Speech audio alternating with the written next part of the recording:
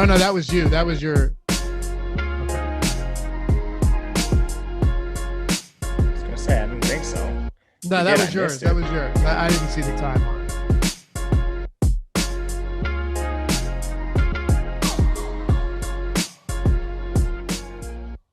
Yeah, I know. Don't worry. What's going on, everybody? Welcome. It is, well, the preseason week one. We don't count that Hall of Fame game stuff, although I'll tell you why it kind of counts in a second. Anyway, very happy to have you with us. Glad to be back on the channel as well. Been churning out a lot over at the Awesemo Fantasy Football channel. Matt Kajeski, who is with me today, I'm Dave Lockren, by the way, has joined me for a lot of those. So we're back. We're talking preseason. We've got Washington, New England, Philadelphia, Pittsburgh, 2 games tonight, the first multiple game slate we have for the preseason thus far. And Matt, no better guy to kick it off with than yourself. Happy to have you here, man. I know you've been putting in a ton of work for preseason, and my God, is preseason a lot more work than anyone could ever imagine. Yeah, it's crazy. Every time I get to my computer, I'm on Twitter checking updates. Somebody's hurt, somebody's inactive. A coach said something about a certain player. It's a wild ride, man. Yeah, it really is. And thanks, Carlos. I missed you too, man. Missed all of you guys. And Nicholas, welcome to Team Awesemo. That little thing down there where it says join, that's how you can get part of the team, get the badges, get the emojis, get some cool stuff around here. But really all I'm asking for is if you like the video. You haven't seen it yet, but you know you'll like it. And if you like this free content, hit the thumbs up. It is hugely appreciated. It helps us with that pesky YouTube algorithm. And subscribe to the channel as well if you haven't done so yet.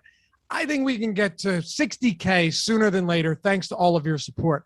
So, Matt, the first thing I want to talk about before we get into any of the positions, any of that stuff, the biggest thing to hit on, especially for people that didn't get into the showdown slate, which, by the way, your projections, your and Alex's projections just absolutely crushed. You didn't lose a head-to-head on the night. Adam used them, shipped my money, won 10 grand. I know Eric Linkwas, who you did the show with, crushed. They were free that night.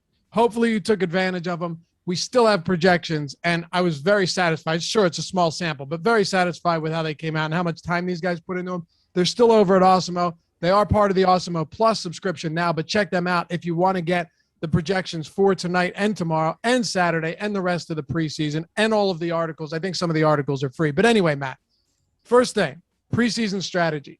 For someone that's just come flying blind coming into this, they've yet to play preseason, and they're like, oh, shit, all of the salaries are the same. What am I supposed to do? I'm just going to play all the best starters, which is obviously not the right move.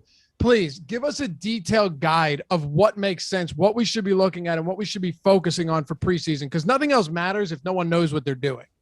Yeah, the main thing you're focusing on is playing time. So we don't need to worry about stacking. We don't need to worry about correlations, at least as much. And you really want players that are going to be on the field. So first and foremost, you have to dive into the coach sheet, figure out who's going to be on the field for the most amount of playing time, who's injured, where there's maybe some condensed opportunity, and then you're going from there. All right, so ultimately, it comes down to playing time. I mean, look, volume is king, whether it's preseason or not. Same with basketball. The only sport it isn't like baseball, and I'm sure a couple of others as well, but you guys get it. You know, you watch a lot of these shows, you understand. But really, I'm not just talking about that as much as, well, we know that, but how do you source all of this information? Like, how do you aggregate all of this? Is there a way? I'm not asking you to give away your secrets if there are any, but is there an expedited way to do this? Because it can be an absolutely grueling process once you get into some of these bigger slates. Not really. It's hard to scrape information for this stuff. Like week 3 of the preseason, we'll have some sample size, but the difference is each week, all these starters are playing varied amounts of playing time. So in the past, we've had 4 preseason games, and that third game was always, your showcase. You're trying to get the starters out there for a little longer. I'm not sure how it'll go this year. I'm expecting week 2 to kind of be like that, but it's really hard, and it's a lot of legwork just individually with the varied playing time week to week. Yeah, it is. And, are you writing articles for this too? Yeah. So I don't know how you do it, man. For the showdown and for tonight, I get it, but I don't know how you're going to do this is tomorrow or Saturday, 7 or 8 games, or both of them. Tomorrow's 3, Saturday's 8, and there's 2 showdowns on Saturday. So that's going to be fun. It's mostly written already. The only things, I knew what I was getting into. So I have these pre-written, and then it's just making tweaks to the article as like Ryan Tannehill got ruled out this afternoon. So immediately had to bump up Logan Woodside, for example, take out some receivers. It's just updating from there. I'll say this much though. I would not want to read a preseason article from anyone other than yourself, just because I know how much you've put into this. So very much looking forward to them, and you can find them over at Awesemo as well. Are they in front or behind the paywall? The articles, I'm not sure actually. I believe they're all behind the paywall at this point. Okay. Yeah, I mean, you're putting in the man hours. Might as well put them behind. But anyway, check all that out at awesemo.com. It's time to dive into this. Once again, glad to be back, everybody. It's been a while since I've been on this channel. I did like one MLB live before lock, but I'd much rather talk football, Matt. Yeah, me too. Especially preseason. We get in the weeds now. All these players that I knew in college, it's like sending them off to the next level. Hopefully some of them make the team. I was going to say, and many of them you'll never talk about again outside of passing conversations over a few beers and shots at the bar. Yeah, exactly. So this is really my time to shine with these guys. Mark Wall says today's was free. Okay, cool. So if today's article was free, check it out. Nolan's in there. He says it's free. We listen to Nolan. Okay, yeah, no, I'm quoting other people instead of Nolan. I didn't see Nolan with the wrench. Thanks, Nolan. Check those articles out, but make sure you're paying attention as well. Matt, we're going straight up to lock here. And full disclosure, based on some things you said, I've been doing football analysis all season long, but preseason is just an entirely different animal. Like, it's not anything close to what I've been doing for drafting season and best ball and stuff like that. You know what I mean? It's so much different. So we'll lean on you a little bit here today, and I will be making some adjustments to these lineups as we get closer to lock and as you guys do it as well. So let's make it happen at quarterback. It is such a strange position because there's one team that's just dealing with a ton of injuries. The Pittsburgh Steelers, not just injuries, but it feels like so many players from this team are out. You and I discussed it this morning before we recorded a video for the other channel. Let's talk about quarterback first, and I want to just start with Pittsburgh here. Are there any spots where you're looking at, given that we won't have any Ben Roethlisberger, Mason Rudolph? I mean, you look at these guys, they don't have to be particularly good, but are any of them viable today against the Philadelphia team that is for the most part healthy, but in the preseason, I'm not sure how worried we are about that in terms of defense. Yeah, I think in tournaments in particular, you can look to someone like Dwayne Haskins. They've been trying to give him extended run, but it does seem like Mason Rudolph has kind of solidified himself as that number 2. So it's basically, what do we get out of Dwayne Haskins as the third quarterback? Can he hold off Josh Dobbs? And in the Hall of Fame game, he played 24 snaps. Now, he looked terrible when he was out there, but all the beat writers, they've been talking about how good he's looked in practice. So I don't think anyone will play him. I do like other situations more, but if you're getting to a Pittsburgh signal caller, I think it's Dwayne Haskins. Okay, so if we're breaking down the quarterback rotation today, do you see, obviously with Roethlisberger not active, do you see Rudolph, Dobbs, and do you see Haskins all getting run? And how much are you looking at? Because Pittsburgh, interestingly enough, even though they're the first game of really the real week 1 of the preseason, Pittsburgh has already played. So does that give us any advantage at all being able to analyze last week's game, or should we be throwing that away entirely? No, it does give us an advantage. I wouldn't say as much at the quarterback position. We'll get into the other positions a little bit later, where I think Pittsburgh kind of showed their cards a little bit. I do think it's going to be the same rotation where you get Rudolph about a quarter out there, and then you'll see Haskins, I think, play anywhere from 1.5 to 2 quarters, with Dobbs taking the mop-up duty, whatever's left in the fourth quarter. So we're looking at a longer run for Haskins, similar to what we saw in the Hall of Fame game. Okay. So on the other side of this game, you've got the Philadelphia Eagles, and we'll move around a little bit, but I just wanted to start with Pittsburgh, given that we know we're not going to see any Ben Roethlisberger. Joe Flacco, Nick Mullins, and then you've got guys like Jamie Newman, but Jalen Hurts is probably the guy we start with first. I mentioned to you right before we started that the Philadelphia Eagles do not seem to be supremely confident in Hurts. So my guess is probably as good as yours, but as anybody's at this point. But I would think he probably gets a quarter here at home in the preseason opener, especially given that the guy's only played 3.5 games in his career, and now he is the full-time starter for Philadelphia. What do you think about Hurts and the rest of the quarterbacks? This first-team Philadelphia offense is extremely volatile. And if you listen to what Sirianni had to say in press conferences this week, he basically said something along the lines of, if Hurts in the first team offense goes out and has like a 75-yard touchdown drive, they probably won't play again the rest of the entire game. But if they come out and struggle and have a 3-and-out or something like that, you could be looking at upwards of a quarter. And this has affected the projections every single way. I've gotten a few messages about a guy like Quez Watkins. He's playing with the second team primarily, so this will affect Rager, Fulgham, Greg Ward in particular. If those guys end up playing a full quarter, it is going to hurt the projections of guys like Quez Watkins. And at the quarterback position, that affects Hurts. It affects Mullins. Flacco is the one guy I don't think who's too affected given his veteran status. I think he'll probably be locked into just a series or two either way. Do you think anybody gets a half? In this game, if someone gets a half, it's Mullins. That would be if Jalen Hurts plays just a drive or two, Joe Flacco comes in, gets a couple series, and then you would see Nick Mullins play the full second half, I believe. And that's honestly a pretty decent option in tournaments. Mullen has started at times for San Francisco, and he's been serviceable. And in the preseason, when you're playing against other third stringers, that could get it done. I mean, I was going to say, as far as back of the roster quarterbacks go in a 2-game slate, you could do a lot worse than Mullins from a talent standpoint, right? Like, I'm not saying he's good. I'm not saying he should be starting for any team in the league, but I do look at him as someone, as you pointed out, he played 10 games last year. Matter of fact, he started, I think, 9 of them, Matt. And was he good? No, he definitely wasn't good.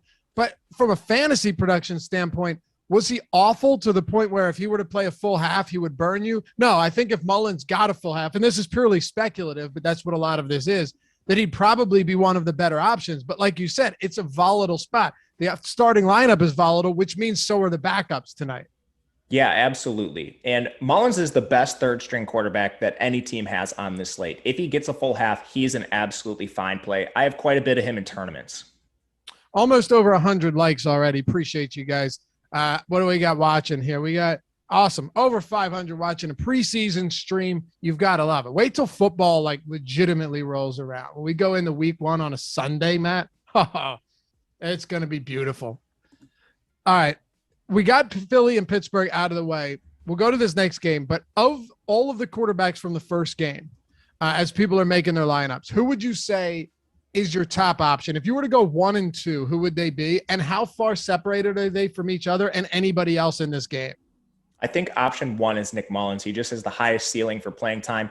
And then from there, I'm going to say it's a toss up between Jalen Hurts and someone like, I guess, Dwayne Haskins. Like Jalen Hurts, it's hard with him. He could play a quarter, but if he does play a quarter, it means he probably struggled. And if he gets a drive, you don't want that either. That's a good point. The only thing is, like, if Jalen Hurts breaks off a 50-yard touchdown run, it's over for a preseason game, you know? Absolutely, yeah. And he has that in his range of outcomes. Yeah. Oh, that's what I mean. Yeah, I'm not saying, is it likely? No, I'm not saying it's likely, but is it impossible with someone like Hurts? No, but I'm with you on Mullins. Now, Washington and New England's also kind of interesting.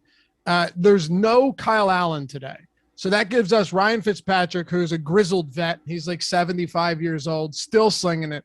And then Taylor Heineke, who was kind of the hero last year in a couple of starts and put up a pretty valiant effort in the postseason against Tampa Bay as well.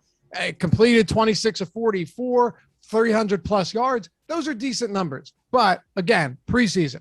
So when it comes to Fitzpatrick, Heineke, and then Steven Montez, what do we look at here for the football team? I don't think we're going to see a lot of Fitzpatrick. Steven Montez is just a camp body. He's the former Colorado signal caller. He doesn't really offer them anything.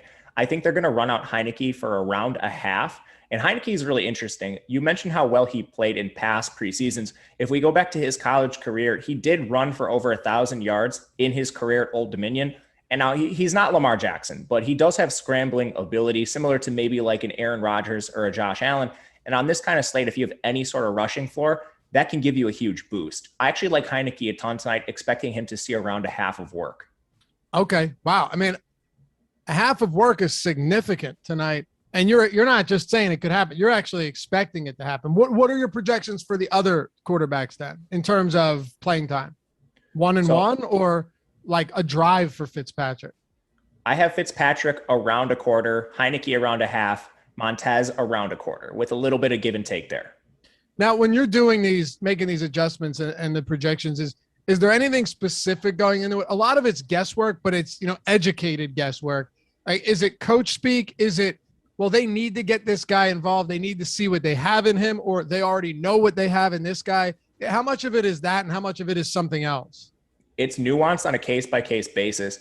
A team like Washington has a veteran in Ryan Fitzpatrick. What does he really have to go out there to prove to this team? Right. Whereas, and Kyle Allen's not playing. If he were playing, it would be a huge deal. Heineke versus Steven Montez. Heineke's competing for a roster spot. He wants to be the primary backup over Kyle Allen, so he has to go out here and perform. And that's why I think he sees extra run. Steven Montez, he's not somebody they should give extra run to, but you're trying to evaluate what the coaches say and then make educated guesses based on what actually could happen with the roster. And in this case, we're looking at a guy battling for a roster spot, a guy they're trying to evaluate versus Kyle Allen. And that's why I think he should see more playing time. Don't reveal who it is if the answer is yes, but are there any starters that you want to roster tonight other than maybe some Jalen Hurts? At quarterback? No. Anywhere. Oh, there are some starters I'm interested in, but not at quarterback. Okay, fair enough. Then let's talk about New England, because I want to get to these running backs and I want to get to the receivers and tight ends. Well, I don't really want to get to the tight ends, but we have to. No Jarrett Stidham today, but still a stable of quarterbacks capable of getting some work. I need to know where you're at on Mac Jones. You got a rookie that, and you and I know, in the redraft world, in the best ball world, no one's interested at all in him, but everyone's, and I get it. Like, everyone's, Justin Fields, love him. He's been lighting it up. Trey Lance, love him. They're the cheat codes. They have the rushing upside. They can get it all done no matter what. Even though neither of them have been named the starter yet, we expect it to happen. I think given Cam Newton's performance last year, and I know there's some suggestions that he might be better this season, that maybe Mac Jones does get a decent amount of starting time this year and is thrust into that role. How much playing time do you think he gets tonight and in the preseason, just given kind of where he is as a rookie quarterback behind someone that wasn't good last year? I have Mac Jones for about a quarter and a half with upside to play a full half, and I don't think he'll get quite that much playing time. Newton should go out there, play around, I would guess, a half a quarter to a full quarter. They know what they have in Newton. They don't need to see him out there for extended run. Mac Jones is completely different. The rookie coming in, their first round pick, they're going to want to see this guy perform. He is interesting because he offers you nothing as a dual threat, whereas a guy like Heineke, who I think plays a similar amount of time to Mac Jones, gives you that rushing floor. Mac Jones is going to have to do it with his arm, and he certainly can. I mean, he's a first-round pick. We would like to think he's better than the backups he'll be playing against, primarily if that's in like the second quarter, early in the second half. But I think there's just a little bit less upside because he has to do everything with his arm. All right. So is there anyone else you want to talk about for New England quarterbacks? I think in GPPs, you could look to Brian Hoyer, just like you could look to a Steven Montez. Those are just going to be cleanup guys. If they get a touchdown or 2 touchdowns, they're live. They'll play around a quarter, and that's really their path to optimal lineups. Those are reserved for the big field tournaments. Okay, let's hit on running backs, but you got to rank your quarterbacks in order of your top 4 on both games. Really give the viewers something good here, Matt. Yeah, my top 4 in order would be Taylor Heineke 1, Mac Jones 2, Nick Mullins 3, Dwayne Haskins 4. Okay, and is there any clear win? Like, is Heineke the clear winner here?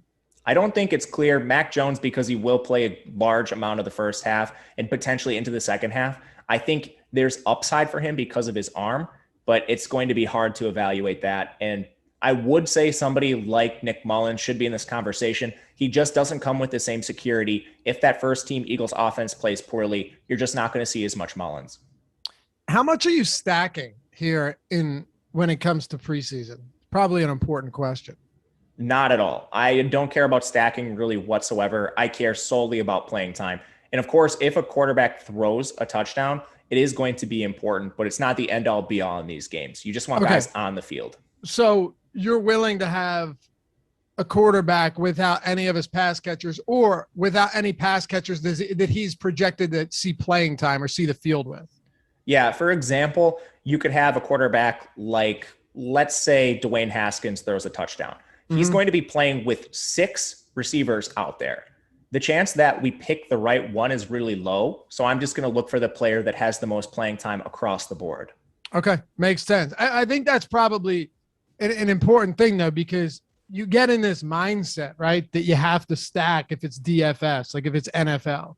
And even in showdown slates, if you have the quarterback at captain, you got to have more than one of his receivers and so on and so forth. So it is, I think that's essential to knowing, hey, you know what, I don't have to play a guy that I think might play a quarter with this quarterback and get a target. So yeah, it's just, there's not enough correlation, right? Like there's not enough volume to suggest that, like, okay, I'm going to play him in the hopes that maybe one of his 2 targets will go for a touchdown.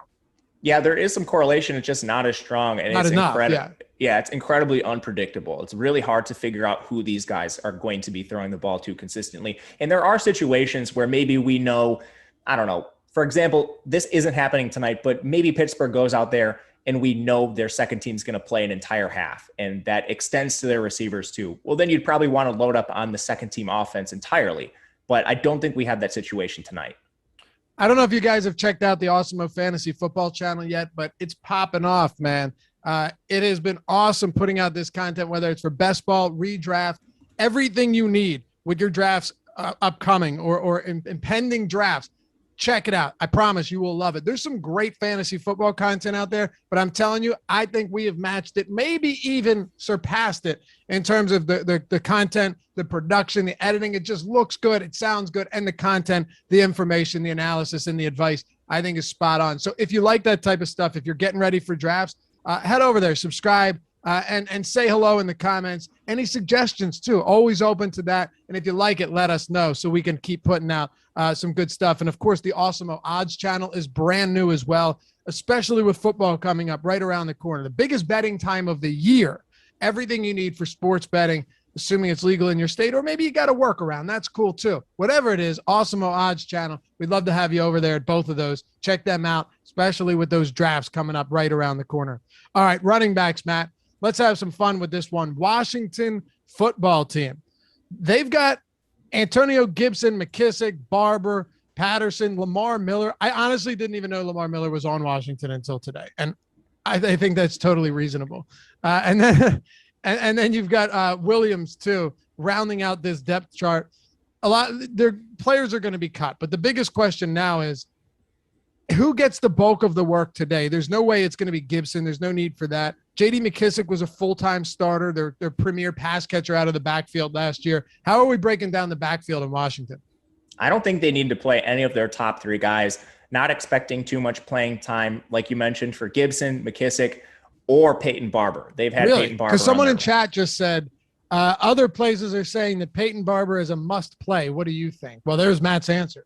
No, I absolutely don't think he's a must-play. He might be battling for a roster spot, but Washington knows exactly what they have in him. And who are they going to replace him with? You have somebody like Jarrett Patterson. He's about 5'9", 195 pounds. He never caught any passes at Buffalo. Unless he just somehow learns how to catch passes and grows his a little bit, I don't see him making the roster. Lamar Miller and Jonathan Williams are both aging vets. Is there an outside chance they beat out Peyton Barber? Probably, but I think Peyton Barber is probably pretty secure in his role, and I don't know how much Washington honestly needs to take a look at him tonight. For sure. And by the way, John Thielen, we will have something, so if you want to hold off for a little bit, I saw that. What's up? What's up?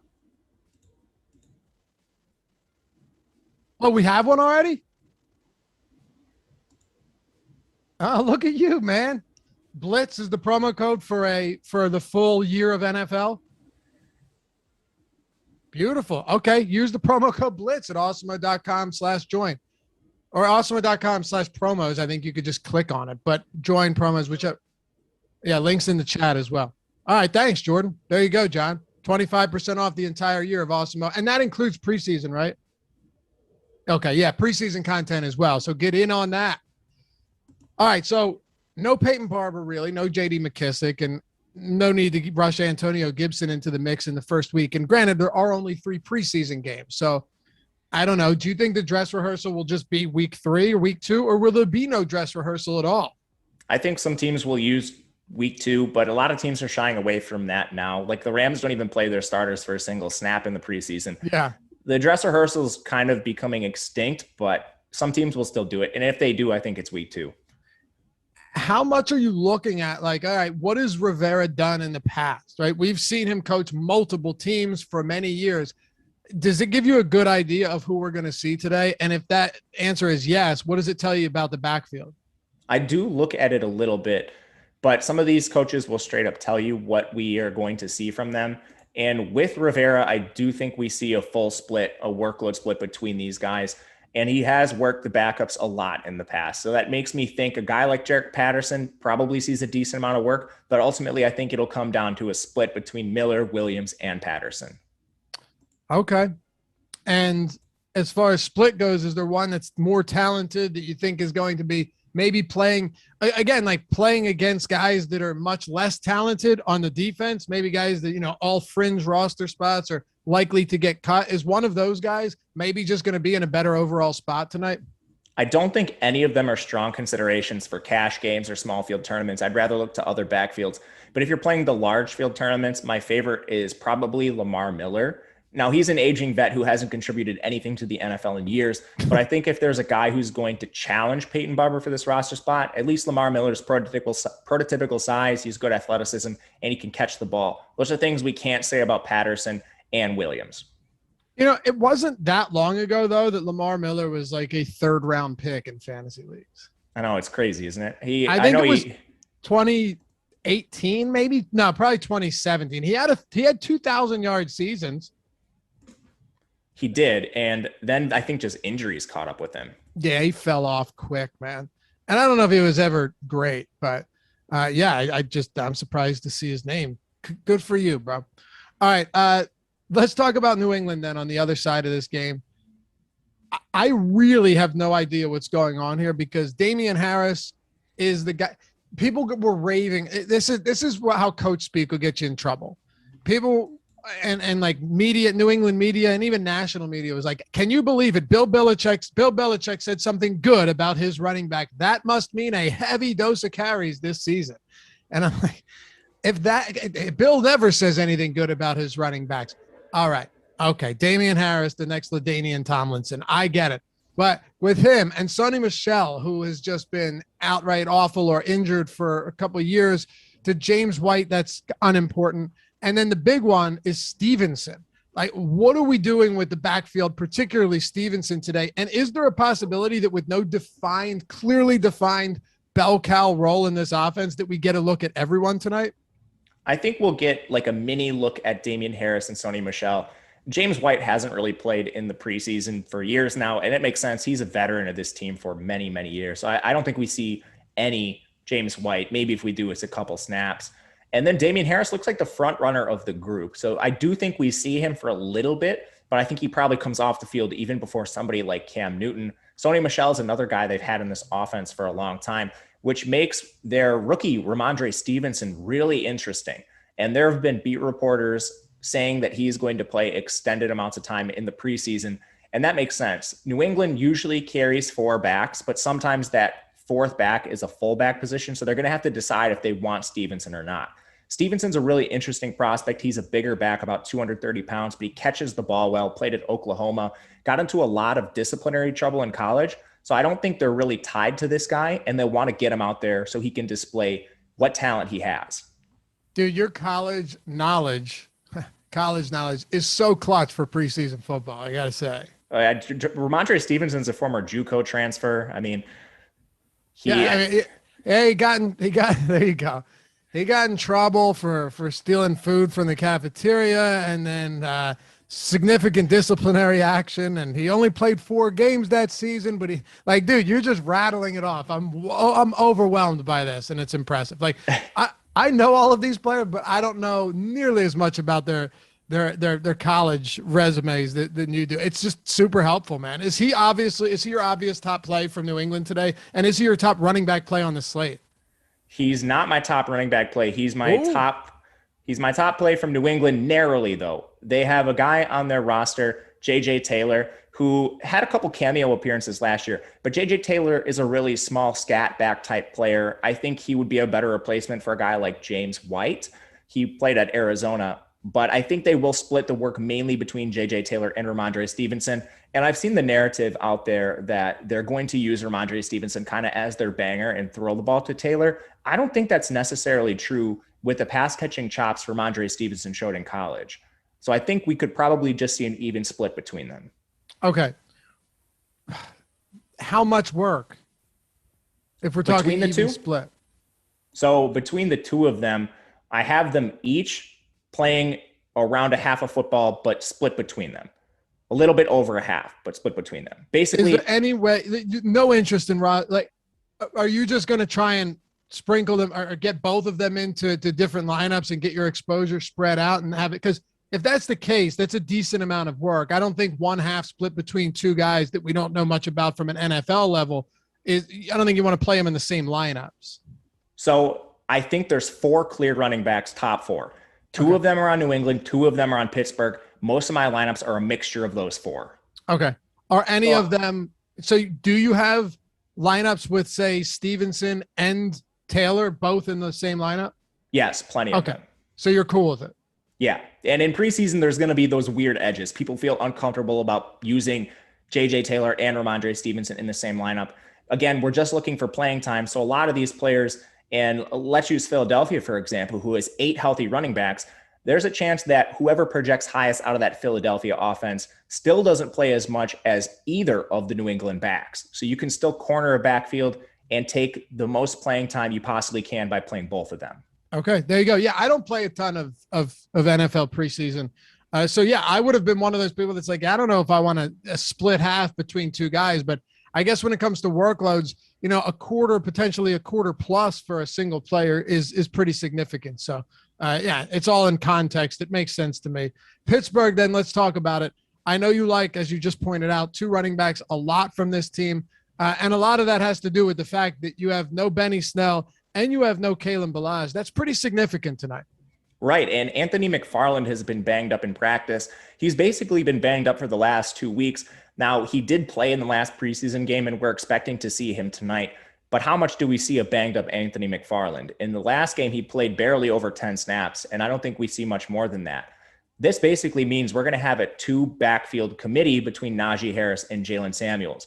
Tony Brooks-James and Peter Guerrero were signed as camp bodies. Tony Brooks-James barely saw the field. And then you just had Trey Edmonds move to tight end this week, and he ran a couple routes last week. That wasn't something we expected, but it just takes another back out of the rotation. And last week, they surprisingly played Najee Harris for 18 snaps. I know Tomlin said he was going to play him, but I didn't expect 18 snaps. No. Okay. If you were to rank them between your top 2 for Pittsburgh and your top 2 for New England, how are you ranking them today? I have both Pittsburgh backs, then the 2 New England backs, all very close, though. So the full ranking is Jalen Samuels 1, Najee 2, Ramondre 3, J.J. Taylor 4. Okay, and I apologize because I was reading Nolan's comment in chat. Yeah, Nolan, I didn't know. Anthony McFarland, no interest there at all? No, it's just the injury concern with him. Yeah, okay, fair enough.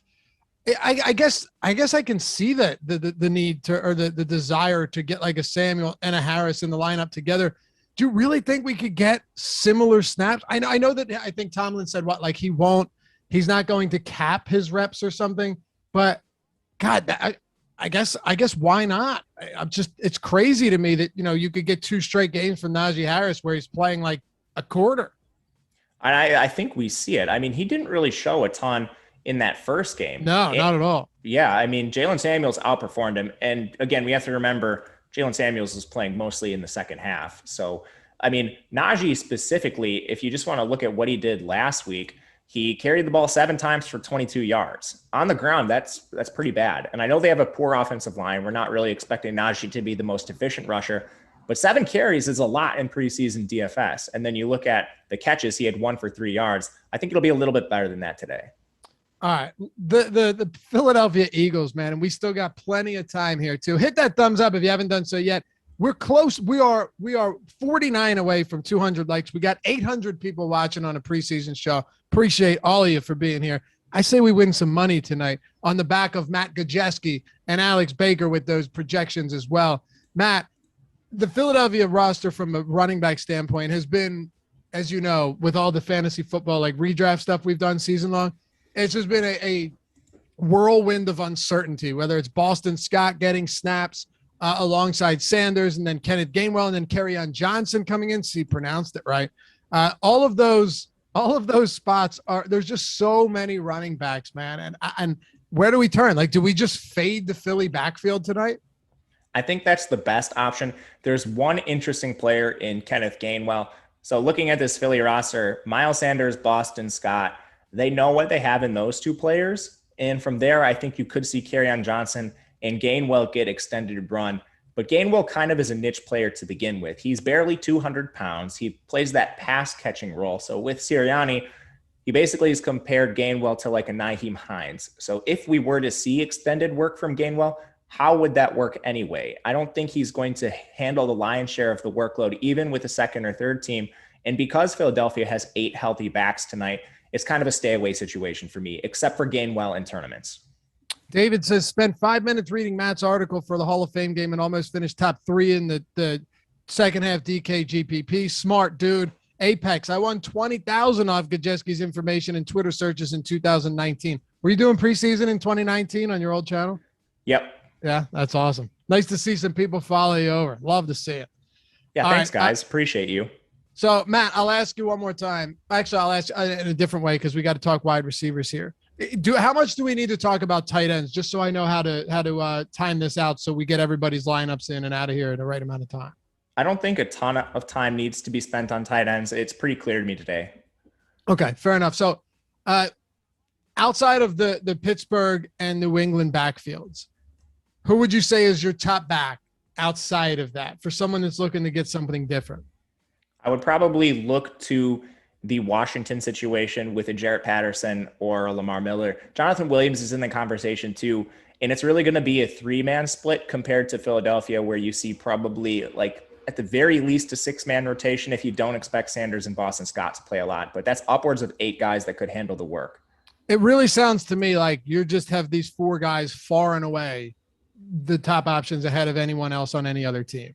Yes. Okay. That's what I want to get to. Okay, cool. Prize Picks.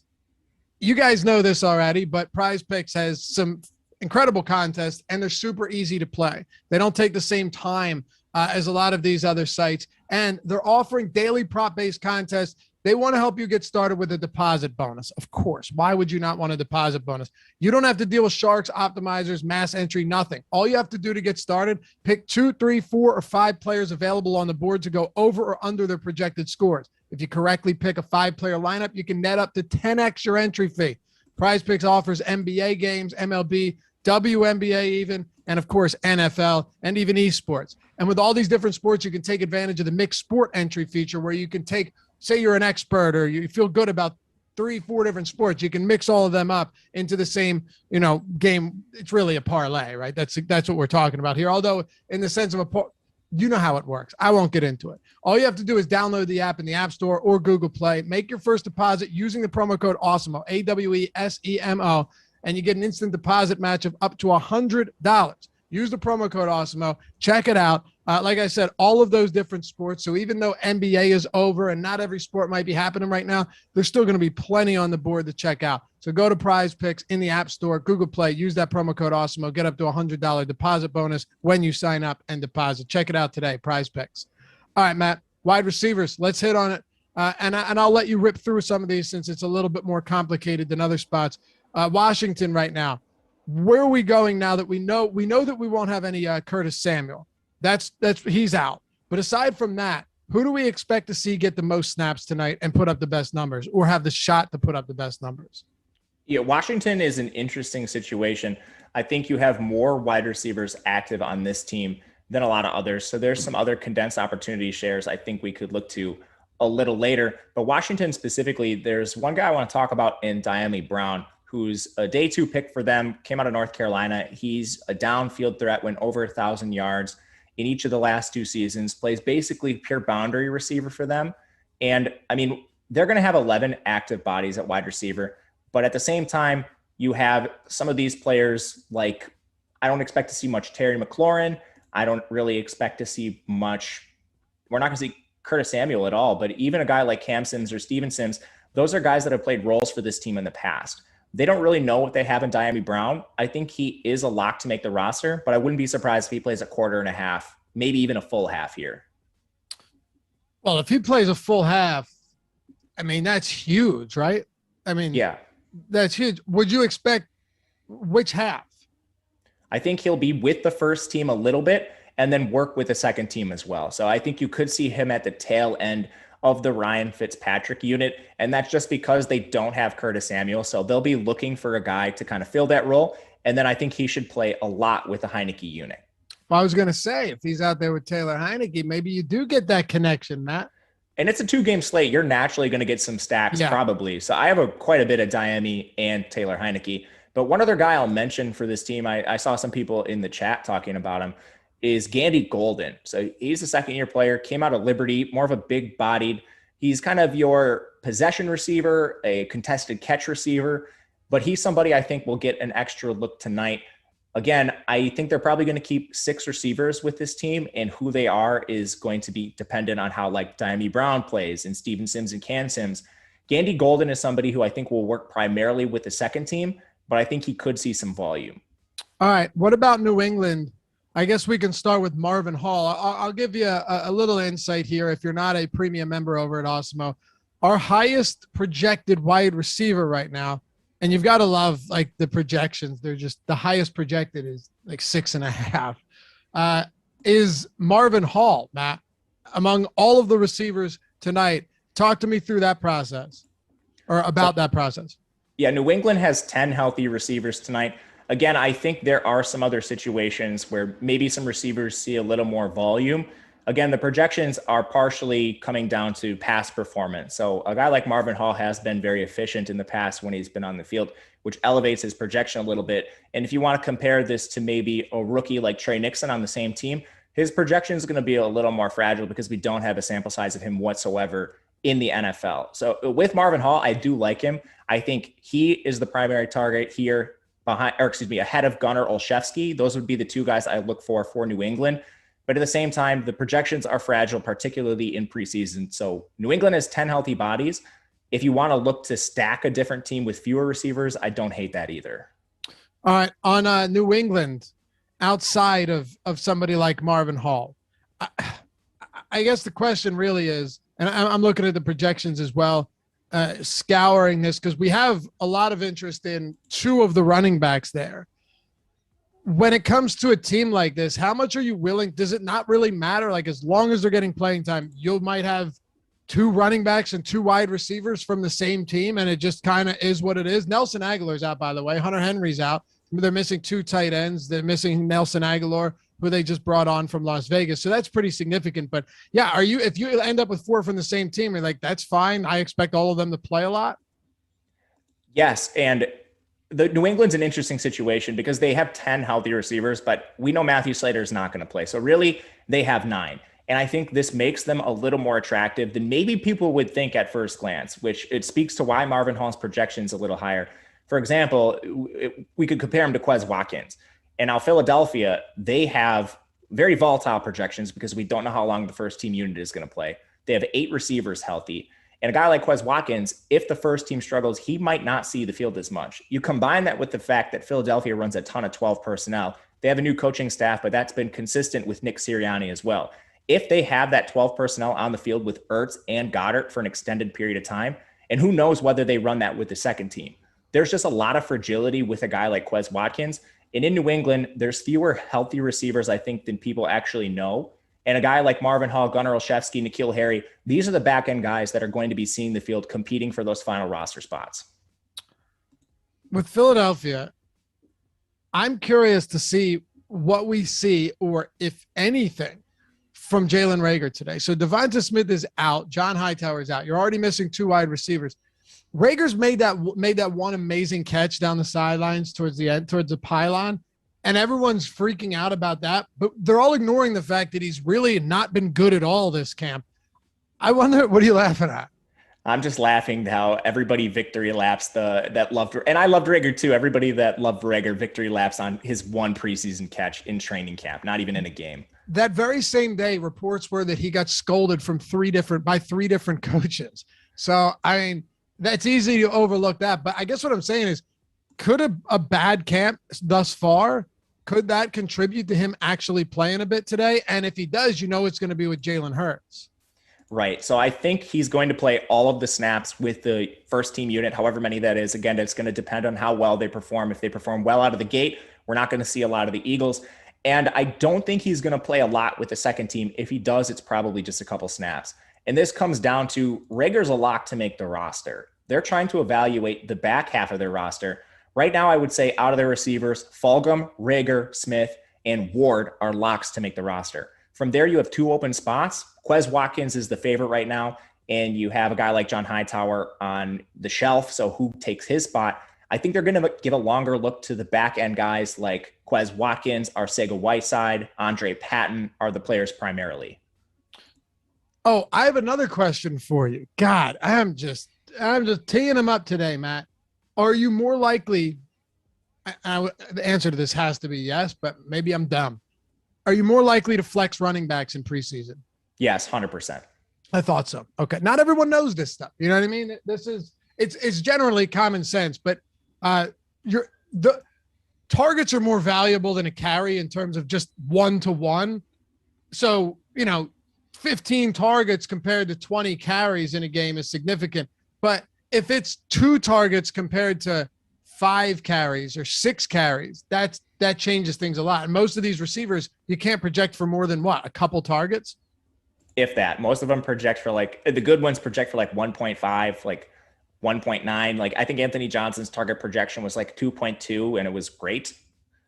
Right. And that was off the top of my head. I mean, I can't remember what it was specifically, but 2 targets is great. Yeah, right. Exactly. Just a stud. All right. So what else are we doing with Philly's pass catchers then? I think you're honing in on 3 guys.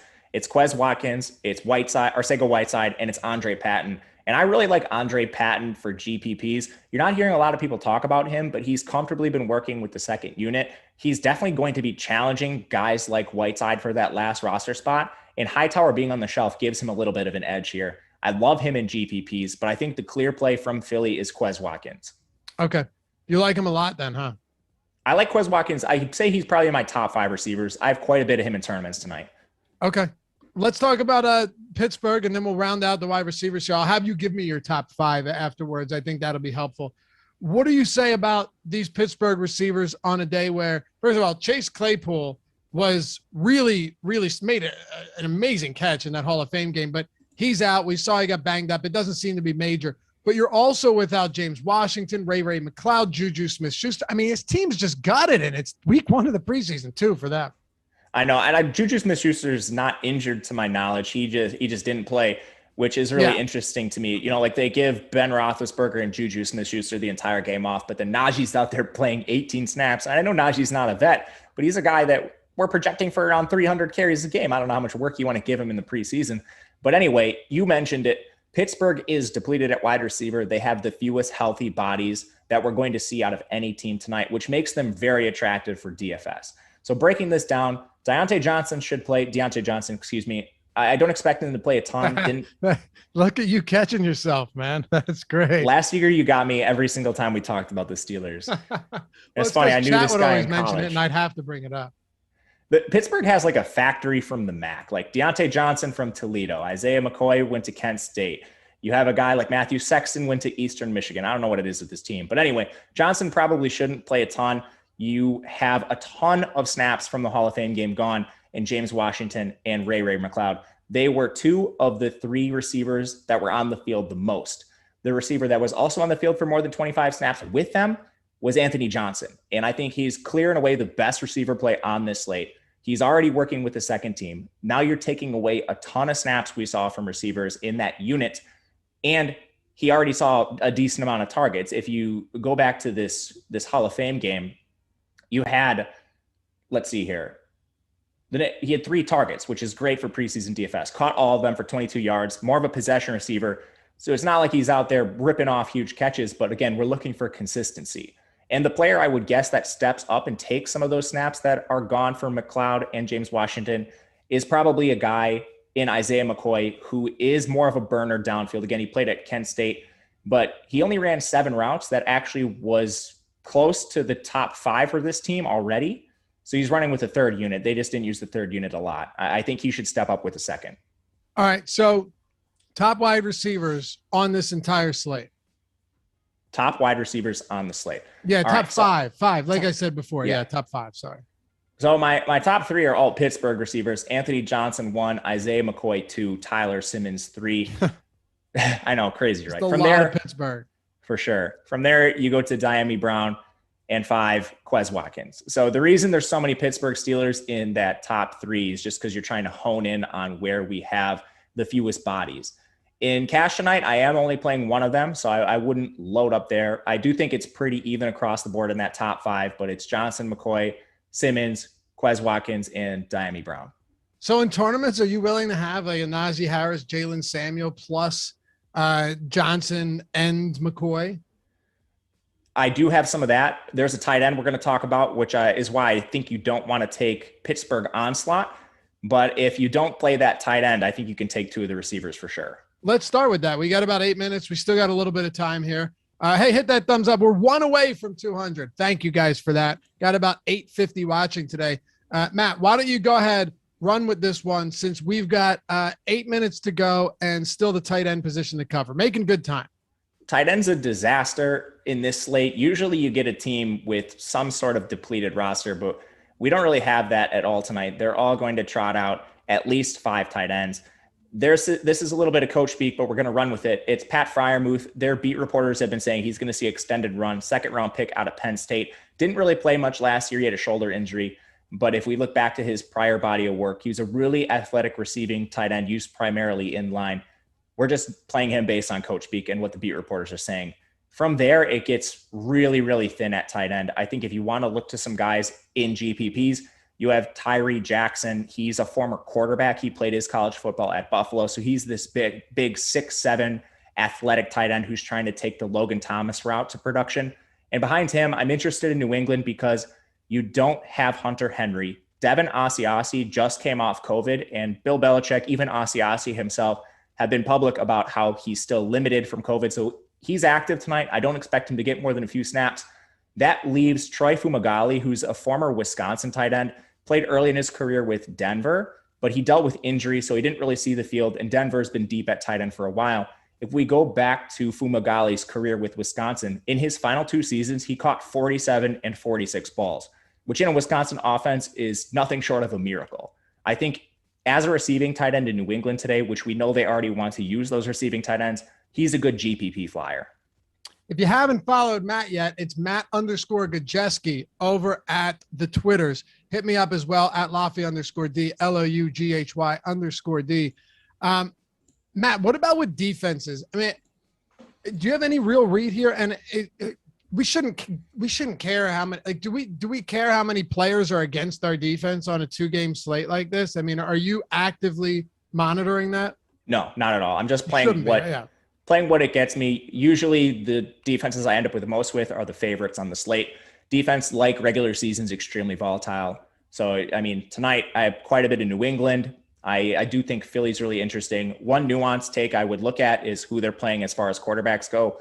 So, I mean, New England has great quarterback play. Philly has good quarterback play. The other teams, a little more questionable. That's why I ended up with more New England and Philadelphia. We did have a question from one of our premium subs. So who would you play? And I don't know if you're playing Showdown, but if you were playing Showdown, who would you play it? You are. Okay. What are the salaries like? Is it just straight salaries? It's flat. It's flat salaries. Okay. So you can play anyone you want and it doesn't affect it. So basically the question would be then, Matt, if the salaries are flat, who do you have highest projected on the slate? In Showdown, you play both defenses. If quarterback's narrow, you play both quarterbacks.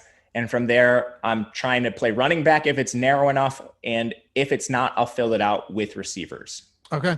Yeah, I mean, kickers, if they're viable. Kickers, I mean, they're not on DraftKings, but if you're playing FanDuel, you'll have kickers in the player pool.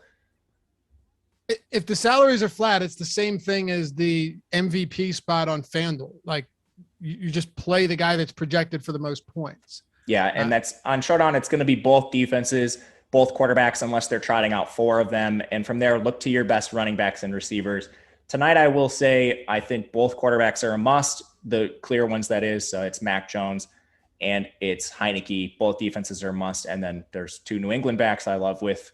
So it's pretty easy to make a shit-on lineup. For sure. Spencer, yeah, Laz reached out to me, said he would do a show. So we'll see. That would be awesome. Laz gets fit, the legend at Awesome. Oh, man. We had some good times with that.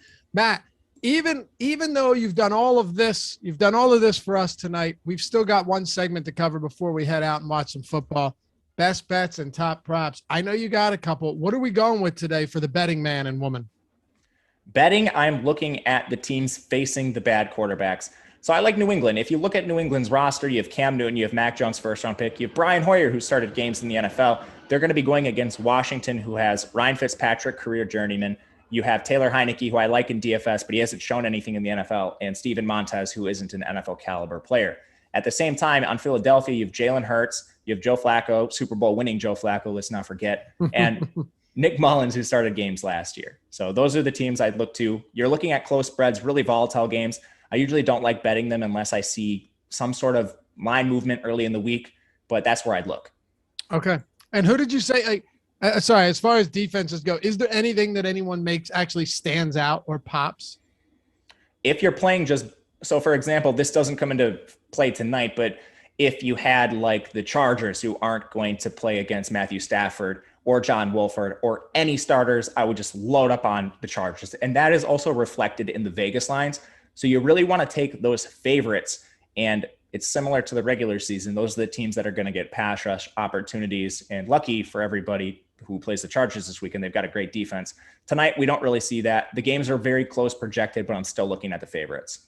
Beautiful. That'll do it for us. Thanks, guys, for hanging out. As always, hit that thumbs up and subscribe before you go. Remember the Awesemo Fantasy Football channel, everything you need for your redraft leagues, your season-long leagues, your best ball leagues, and the Awesemo Odds channel, pumping out content every single day. Thanks, Matt. As always, that was great stuff. That's Matt Kajeski. I'm Dave Lockburn. We'll see you back here for the next one. Good luck tonight, everybody.